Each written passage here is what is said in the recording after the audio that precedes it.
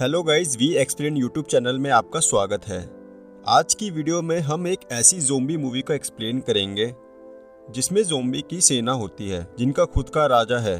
इस राजा का दिमाग इंसानों से बहुत तेज है। इस मूवी का नाम आर्मी ऑफ द डेड है। मूवी के पहले सीन में हम यूएस आर्मी के ट्रक्स को देखते हैं जो कि किसी सीक्रेट कंटेनर को लेकर अपने आर्मी बेस में जा रहे हैं। दूसरी तरफ नया शादीशुदा कपल शहर की ओर जा रहा है। दोनों कार के अंदर ही रोमांस करने लगते हैं जिससे कार सीधा ट्रक से टकरा जाती है। अब आर्मी वाले अपने बेस में मदद के लिए फ़ोन करते हैं तो उनके बेस वाले उन्हें वहां से भागने के लिए बोलते हैं। दरअसल दोस्तों, जिस कंटेनर को आर्मी वाले ले जा रहे थे उसमें एक ज़ोंबी होता है जो उस एक्सीडेंट की वजह से आज़ाद हो गया था। अब वो ज़ोंबी उन सब पर हमला करना शुरू कर देता है। ये ज़ोंबी दूसरे ज़ोंबी से रफ्तार में बहुत तेज होता है। उस ज़ोंबी ने जितने भी लोगों को काटा था वो सब ज़ोंबी बन गए थे। वो सभी शहर की तरफ निकल जाते हैं। अब हम देखते हैं शहर में ज़ोंबीज ने हमला करना शुरू कर दिया है। गवर्नमेंट सोल्जर्स की टीम बनाकर लोगों को रेस्क्यू कर रही है। जितने लोगों को वो बचा पाते हैं उन्हें बचाकर शहर को चारों तरफ से सील कर देते हैं। अब हमें स्कॉट को दिखाते हैं जो आर्मी को छोड़कर एक रेस्टोरेंट में काम कर रहा है। तभी बिली टनाका जो कि कसिनो गोड था वो स्कॉट को बताता है उस शहर में 200 करोड़ उसके कसिनो में पड़े हुए हैं। अगर वो अपनी टीम के साथ जाकर 96 आवर्स में वो पैसे ले आता है तो 100 करोड़ उसके हो जाएंगे, क्योंकि 96 आवर्स के बाद सरकार उस जगह को बम से उड़ा देगी। तनाका स्कॉट को कसिनो का मैप देकर कल तक जवाब देने को कहता है। अब हम स्कॉट की बेटी केट को देखते हैं जो रेफ्यूजी सेंटर में लोगों की मदद कर रही है। तभी गीता केट को बोलती है कि मुझे वापस शहर में जाकर पैसे चुराने होंगे, तभी मेरे बच्चों का भविष्य अच्छा हो पाएगा। तो केट उसे ऐसा करने से मना कर देती है। तभी उनके पीछे खड़ा कैंप का कमांडो उनकी बात सुन रहा होता है। वो उन दोनों के साथ बदतमीजी करके उन्हें ऐसा ना करने की लास्ट वार्निंग देकर वहां से चला जाता है। स्कॉट तनाका का काम करने के लिए तैयार हो जाता है। स्कॉट अपने दोस्त मारिया और वेंडर को अपनी टीम में ले लेता है। मारिया स्कॉट को कुछ लोगों से मिलवाती है जिसमें एक पायलट पीटर है, एक ज़ोंबी किलर मिक्की और दूसरा तिजोरी खोलने वाला एक्सपर्ट डाइटर इनकी टीम का हिस्सा बनकर टनाका से मिलते हैं। टनाका उन्हें प्लान बताता है जैसे कि इस काम में कोई भी खतरा ना हो। उन्हें शहर में कसिनो बिल्डिंग में जाना है। अगर रास्ते में ज़ोंबी मिलते हैं उन्हें मारकर बिल्डिंग में रखी तिजोरी को खोलकर हेलीकॉप्टर की मदद से शाम तक वापस आ जाना है। लेकिन ये हेलीकॉप्टर पहले से ही उसी बिल्डिंग पे खड़ा हुआ था। ये सुनकर टीम का एक आदमी ज़ोंबी के डर से यह काम करने के लिए मना कर देता है। तो मार्टिन जो कि टनाका का बॉडीगार्ड है वो उनके साथ शहर जाएगा। दूसरी ओर गीता लिली की मदद से शहर चली जाती है। लिली चोरी से लोगों को शहर ले जाने का काम करती है। अब स्कॉट अपनी टीम के साथ लिली से मिलता है और वो सब अंदर जाने के लिए तैयारी शुरू कर देते हैं। दूसरी तरफ केट को गीता के बारे में पता चलता है तो वो भी स्कॉट की टीम के साथ अंदर चली जाती है।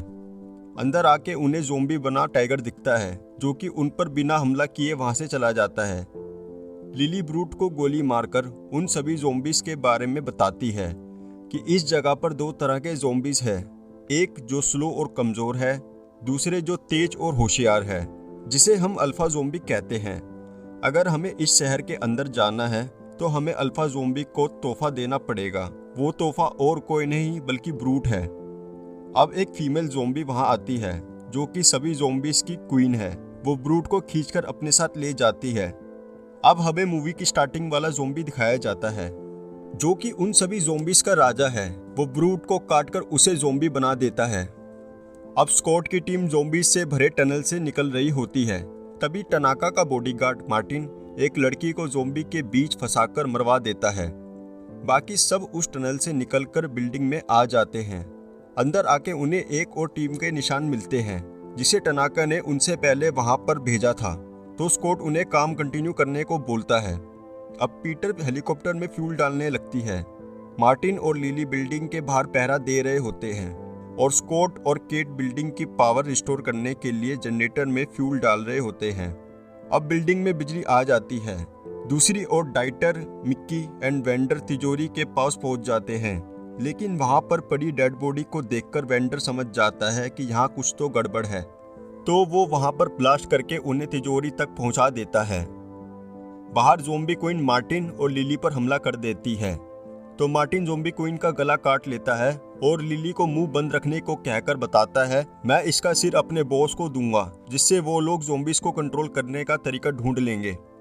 दूर खड़े ज़ोंबी को क्वीन की आवाज़ सुनाई दे जाती है एंड इस किंग के पास गीता कुछ लोगों के साथ कैद होती है। अब लिली को एहसास हो गया था कि ज़ोंबी किसी भी पल उन पर हमला कर सकते हैं और सरकार ने भी ब्लास्ट होने का समय को कम कर दिया था। यह बात सुनते ही स्कॉट डाइटर को जल्दी से तिजोरी खोलने को बोलता है। अब ज़ोंबी किंग अपनी क्वीन की बॉडी उठाकर अपने लोगों के बीच ले आता है। डाइटर भी तिजोरी खोल देता है और सब लोग खुश होकर पैसा बैग में डालकर हेलीकॉप्टर की तरफ बढ़ने लगते हैं।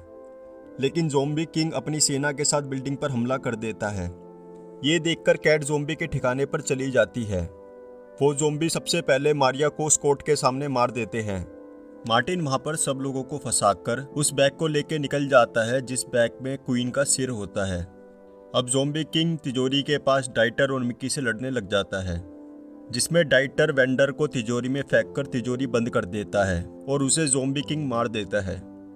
अब मार्टिन बिल्डिंग से बाहर निकलकर जैसे ही बैग खोलता है तो उसमें ज़ोंबी क्वीन का सर नहीं होता और उसके पीछे से ज़ोंबी टाइगर भी उस पर हमला करके उसे मार देता है।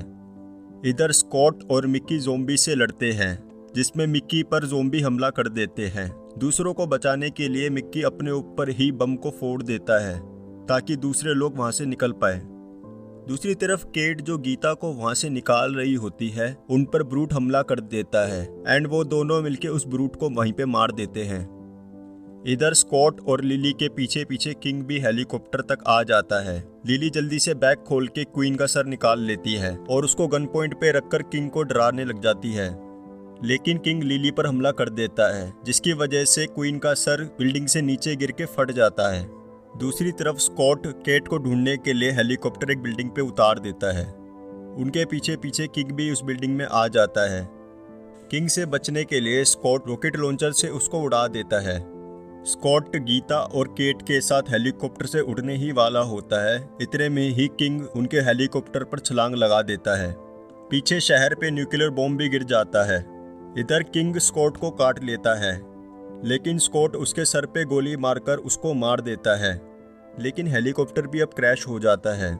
केट होश में आकर स्कॉट से मिलती है, लेकिन स्कॉट धीरे धीरे करके ज़ोंबी में बदलना शुरू हो जाता है। वो केट को थोड़े पैसे देता है और केट को बोलता है कि मैं जैसे ही बदलूं मुझे गोली मार देना। एंड केट भी ऐसा ही करती है। जैसे ही वो ज़ोंबी बनना शुरू होता है, केट उसको गोली मार देती है। तभी वहाँ पर यूएस आर्मी का रेस्क्यू हेलीकॉप्टर आ जाता है और केट को अपने साथ ले जाता है। अब हमें वेंडर को दिखाया जाता है, जो कि उसी तिजोरी से निकल रहा होता है। वो सीधा एयरपोर्ट जाता है और एक प्राइवेट जेट खरीद लेता है। वेंडर को ऐसा लग रहा था जैसे कि अब वो पूरी जिंदगी एंजॉय कर पाएगा, लेकिन जैसे ही वो अपनी शर्ट उठा के देखता है तो उसको ज़ोंबी ने काट रखा होता है और अब मूवी का दी एंड हो जाता है। अगर आपको वीडियो अच्छी लगी हो तो लाइक करिए और आगे की आने वाली वीडियोस के लिए हमारे चैनल को सब्सक्राइब करिए। मिलेंगे आपसे नेक्स्ट वीडियो में। बहुत बहुत धन्यवाद।